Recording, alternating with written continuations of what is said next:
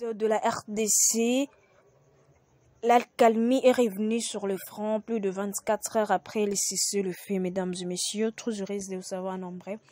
Branchez ce côté sur les antennes de votre chaîne Congo.Carré Télévision. Si vous nous suivez à partir de notre chaîne YouTube, prière de vous abonner massivement, d'activer la cloche de notification pour être informé de nos prochaines vidéos, d'aimer, mais surtout de partager les liens au maximum pour permettre vos proches d'être également informés de la situation sécuritaire à l'est de la République démocratique du Congo, mais également de rejoindre la grande communauté Congo.Carré Télévision. Sans plus tarder, pour ce dimanche 27 novembre, nous allons essayer un peu de vous fixer sur l'essentiel de ce qui a été de l'actualité de cette semaine, mais surtout de la situation actuelle, de la situation sécuritaire actuelle à l'est de la République du Congo, après plus de 24 heures de cessez-le-feu. Donc, sans plus tarder, voici l'essentiel de ce qui a été l'actualité de cette semaine. Dans l'est de la République démocratique du Congo, l'accalmie est revenue sur le front plus de 24 heures après le cessez-le-feu. Cette grève avait été décrétée par plusieurs chefs d'État de l'Afrique de l'Est et centrale au milieu de cette semaine au sommet de Luanda. Les rebelles du M23 qui n'étaient pas représentés lors de cette réunion affirment avoir pris acte de cette décision. Pour l'heure, aucun accident majeur n'a été rapporté pour la journée de samedi 26 novembre, mais le calme est extrêmement précaire depuis plusieurs jours. Tous les yeux sont rivés vers la région de Buiza, Bambo et Togo, au nord-ouest de Goma, la capitale régionale, là où plusieurs affrontements entre rebelles du M23 et forces loyalistes ont été signalés. Vendredi 25 novembre, jour du cessez-le-feu, la population de Buiza fuyait les combats vers la localité voisine de Kichenga, témoignant un habitant qui a quitté la région. Cette zone à proximité du parc national de Virunga est stratégique car elle borde le territoire dit Massissi. Jusqu'à présent, l'essentiel du combat depuis l'offensive lancée par les M23 le 20 octobre dernier se sont essentiellement déroulés dans les territoires de Rutshuru. Les rebelles y contrôlent plusieurs postes douaniers, dont Bunagana et Kitangoma à la frontière avec l'Ouganda. Il occupe aussi le ville agricole et commerçante de Rutshuru et de Kiwanja. Là, vous avez l'essentiel de l'actualité de ce dimanche. Mais nous allons revenir un peu en arrière pour parler de ce qui a été les mini-sommets de Luanda, le sommet dans lequel nous avons décidé, les sommets dans lesquels il y a eu une décision de cesser les faits, mais également nous allons essayer un peu de parler, de vous fixer sur un calendrier électoral et l'opposition de différents acteurs politiques. Mais ici est de signaler que le processus de Nairobi pour le retour de la paix dans l'est de la RD Congo avait repris ce dimanche 27 novembre dans la capitale kenyane.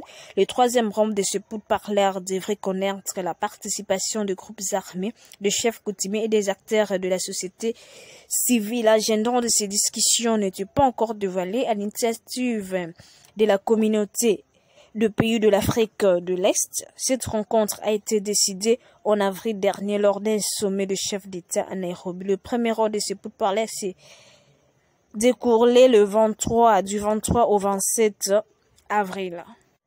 Les délégués de moins 18 groupes armés actifs au Nord Kivu, au Sud Kivu et en Ituri avaient pris part aux travaux facilités par l'ancien président Kenyatta, en présence des observateurs du Rwanda, de l'Ouganda, du Burundi, des Nations Unies, des États-Unis et de la France. Lors de la deuxième étape, en mai dernier, une délégation conjointe de la présidence de la République démocratique du Congo, de l'ambassade de du Kenya s'était rendu à Goma, Bukavu, Beni et Bunia pour la suite des consultations entre autres avec le leader communautaire du Nord Kivu, du Sud Kivu et de l'Ituri. Le 24 novembre dernier, pendant son séjour à Kinshasa, l'ancien président kenyan, facilitateur des États de l'Afrique de l'Est centrale pour le processus de Nairobi, a également consulté le représentant de la société civile et des différentes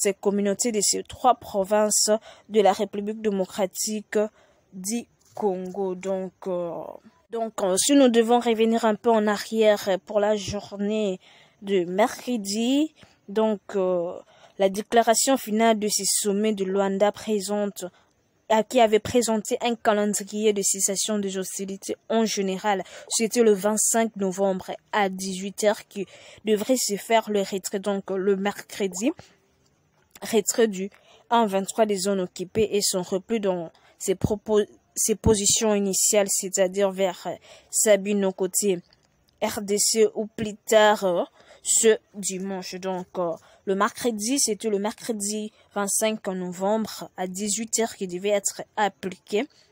Le cessez-le-feu le 30 novembre, l'ensemble des groupes armés en RDC doivent déposer les armes et le 1-23 doit être désarmé et cantonné.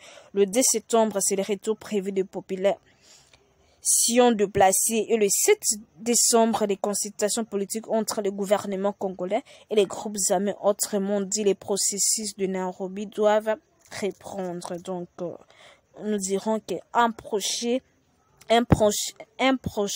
sommet, à Bujumbura, donc un prochain sommet déjà est prévu au niveau de Bujumbura. Enfin, dernière échéance, la prise du dialogue bilatéral RDC-Rwanda est annoncée pour la fin du mois de décembre. Entre-temps, les chefs d'État doivent de nouveau se retrouver, mais cette fois-ci à Bujumbura, comme nous venons de le dire. Le document clarifie aussi la feuille des routes de force de la communauté de l'Afrique de l'Est et surtout les groupes kenyans en cas de retrait du 1-23 doivent se déployer à Bunagana, Rutshuru et Kiwanja. Mais si le 1-23 refuse de se désengager, les chefs d'État instruiront l'usage de la force et devront donc s'impliquer dans le combat pour faire reculer le 1-23. Donc ça, c'est ce qui a été décidé le 25 novembre. Mais une décision qui, avant, le 1-23 avait déclaré ne pas être obligé par ces documents de Luanda puisqu'il rappelle qu'il n'était pas à la table des négociations concernant la fin des hostilités. Le porte-parole du mouvement, Laurence Kanuka, avait expliqué que s'il n'y a pas d'attaque contre ces positions, les 1-23 respectera un cessez-le-feu et qu'il dit hier appelé à ce vœu depuis plusieurs semaines. Concernant le repli du mouvement de 23 mars, elle est catégorique, pas de retrait en l'état. Si le gouvernement congolais veut négocier, il doit le faire directement avec, nous rappelle le porte-parole, qui ajoute que c'est leur position depuis le début des hostilités inquiètent vraiment la société civile. Toujours dans ces journées de 25 novembre, dans les cas de Kanyaruchinya à la sortie de Goma, les populations continuaient à arriver chaque jour dans des zones en conflit à un flot ininterrompu alors que les conditions de vie des déplacés sont inhumaines selon un responsable de la société civile qui se fait pas beaucoup d'illusions après la signature de cet accord. À Luanda, on salue les décisions mais reste pessimiste. Donc, on voit que plusieurs personnes étaient pessimistes. Là, nous sommes toujours dans la journée de 25 au 26 mars, au 26 novembre plutôt, donc le mercredi et le jeudi. Je rappelle que vous nous suivez à partir de la chaîne Congo.car Télévision. Nous avons commencé par vous informer sur la situation sécuritaire de ce dimanche 27 novembre et nous avons eu à vous expliquer plutôt sur les déclarations et les décisions prises dans la journée du 24, 25 et 26 novembre. Et nous signalons que la société civile, là nous sommes dans la journée du mercredi, avait maintenu pour le jeudi une manifestation. Le jeudi dernier, là je suis dans le jeudi 26, je crois.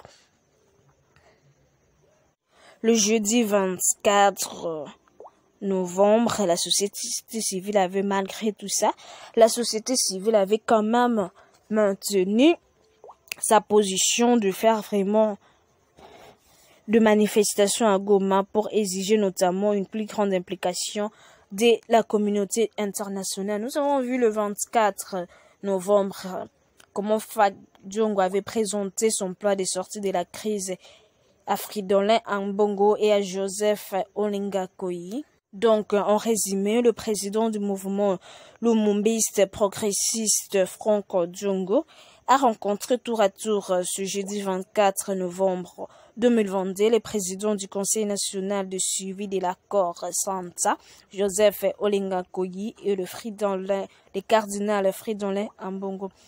Ces échanges qui entrent dans le cadre de consultations amorcées par ces mouvements de l'opposition ont tourné autour des menaces de balkanisation du pays et de l'appel à la cohésion nationale lancé par le président de la République, Félix Antoine Tshisekedi Tshilombo.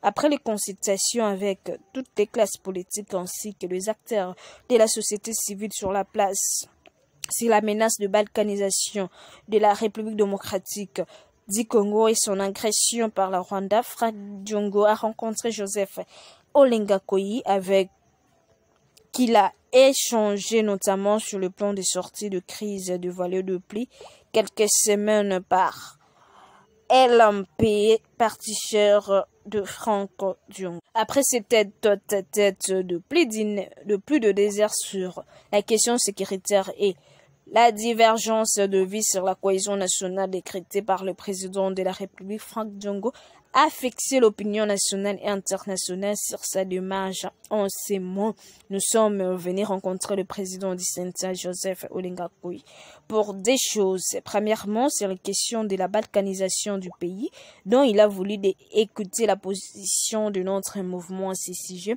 Nous avons été le premier acteur politique à proposer le schéma des sorties de crise. Nous avons expliqué que le Congo est dans la logique d'être balkanisé car l'expression dont on parle actuellement a pour finalité la balkanisation. Deuxièmement, nous avons expliqué que nous avons une grande divergence sur le voie des sorties de crise, a-t-il déclaré. En croire le président du MLP, le régime en place a échoué sur le plan diplomatique et sur la politique de défense. Franck Diongo demande par ailleurs au régime de Félix Antoine Tshisekedi de corriger la conception des cohésions nationales, car pour lui, la cohésion nationale ne se décrète pas pour mais se construit pour une cause commune. Selon le président le pays est actuellement à la phase finale de la balkanisation et a besoin des actions communes pour faire entendre sa voix à travers le monde, retenant que le président national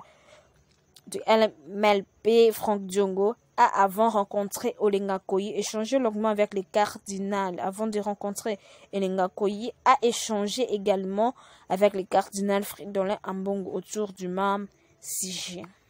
Seulement dans la journée du 24 novembre, la RDC a voulu également solliciter des sanctions internationales contre le Rwanda en cas de non-respect de l'accord de Luanda. Le gouvernement congolais tient à l'application par tout le parti des résolutions et recommandations du mini-sommet de Luanda. La RDC espère que son voisin, le Rwanda, va s'y conformer afin de favoriser la pacification de sa partie orientale, loin du triomphalisme aveugle.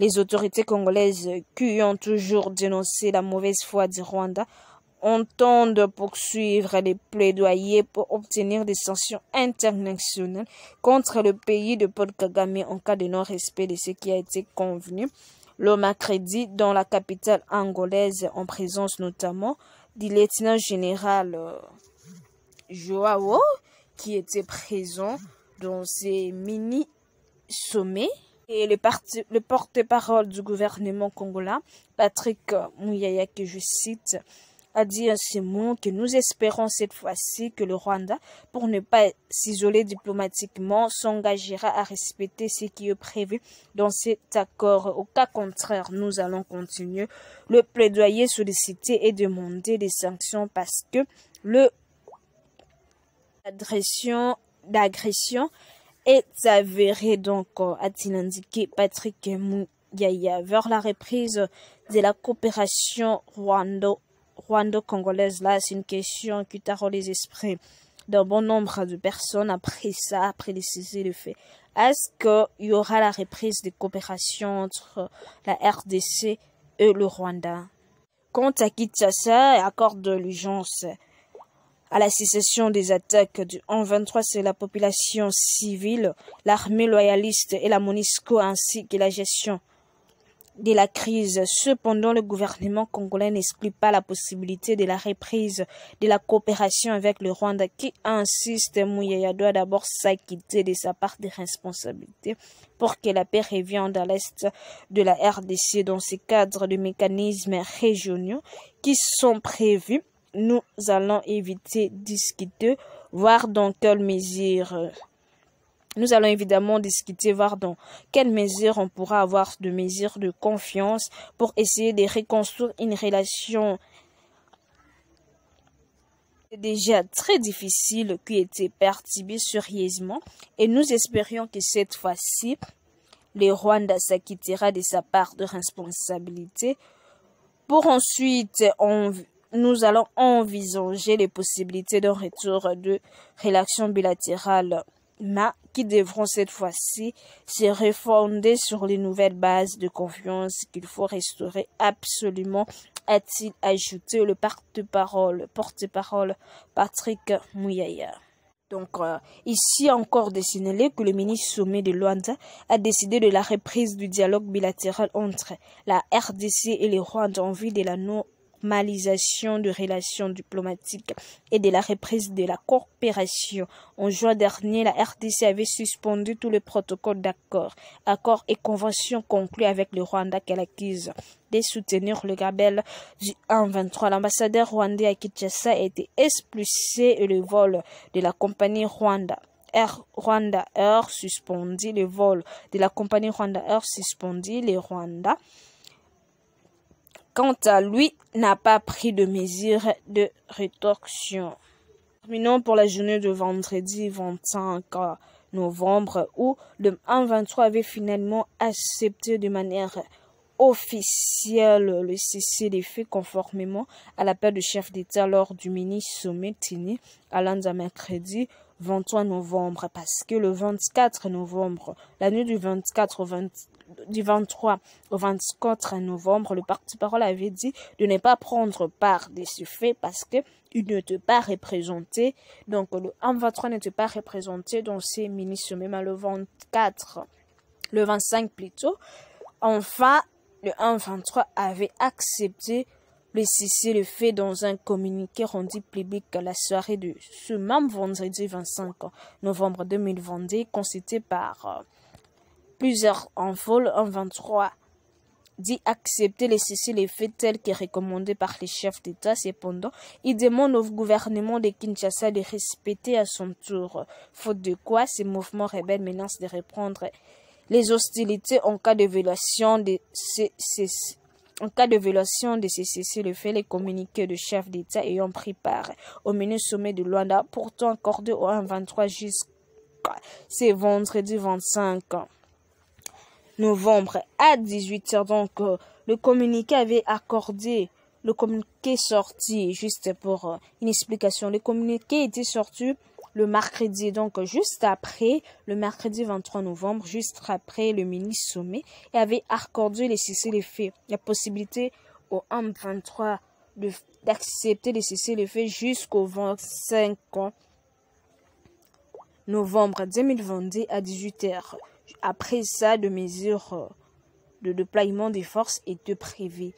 Le 24, le 1-23 était un peu hésitant parce qu'il n'était pas représenté dans ces mini-sommets. Mais le 25, nous avons vu plusieurs déclarations de porte-parole qui ont finalement accepté de se retirer de Bunagana et autres, mais à condition que le gouvernement de Kinshasa respecte à leur tour de cessez-le-feu. C'est donc là l'essentiel de l'actualité sur la situation sécuritaire en République démocratique du Congo, particulièrement dans l'est de la RDC, avec le mini-sommet organisé le mercredi dernier à Luanda. Pour la question de l'élection, nous allons y revenir prochainement.